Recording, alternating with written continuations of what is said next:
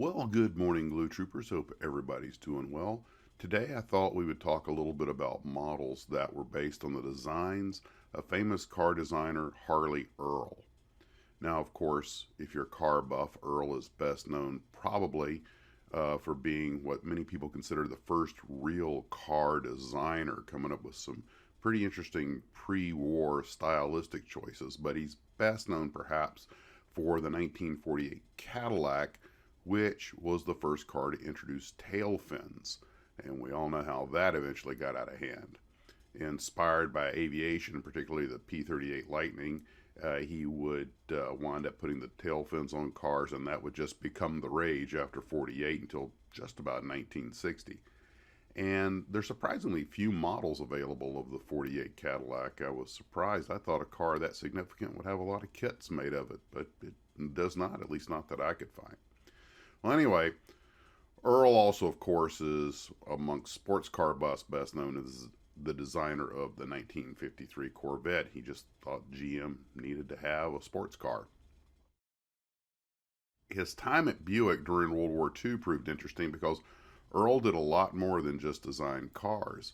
Very few people know that he was instrumental in the design of the Army's M18 Hellcat tank destroyer, or as the British would call it, self-propelled anti-tank gun.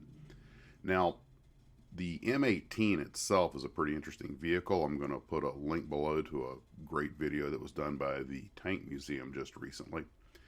But a lot of people don't understand exactly what an American tank destroyer was. Tank destroyers were not actually vehicles. They were a doctrine, essentially an ambush weapon.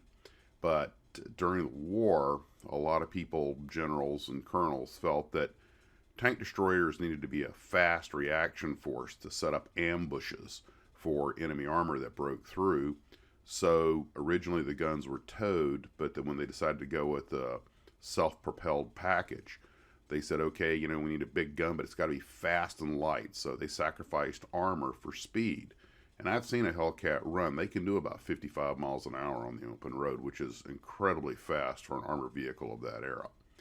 And although the vehicle didn't see that much combat compared to better known vehicles like the M10 tank destroyer and the Sherman tank, it did have its moments, particularly at the Battle of Bastogne, which is one of the few times its high speed really came into being, because it had to be used as a reaction force for the American troops stranded there. So that's the one time its high speed really paid off the way it was supposed to. But overall, the American Army's tank destroyer doctrine was eventually considered flawed, and the Hellcats would make their way into foreign militaries after the war. They only made about 2,500 of them, although some of them were used, my understanding, up as late as the 1980s or 90s by some other countries. And they actually saw combat in the battles in Serbia and Yugoslavia in the 90s. So that's one reason there's so many of them still around, although there's only a few kits made of them. But it's interesting to know that Harley Earl, the famous car designer, was actually essentially more or less the project leader, I believe. And he did a lot more. He didn't just run the project from an administrative standpoint. He had great input on the vehicle. One of the things is originally it was supposed to use a Christie suspension system, and Earl is the one who said, no, we need a torsion bar suspension system. And it turned out he was right. So as much as we think of Harley Earl and all those incredible cars he came up with, it's kind of interesting to know that Harley Earl also designed his little tank. Well, not technically a tank, an armored vehicle, but still the kind of forgotten design of Harley Earl, and a pretty clever one at that. Well, guys, have you ever built a model of an M18 or of any Harley Earl's cars? Take care of yourselves. I'm Max of Max's Models, and as always, model on.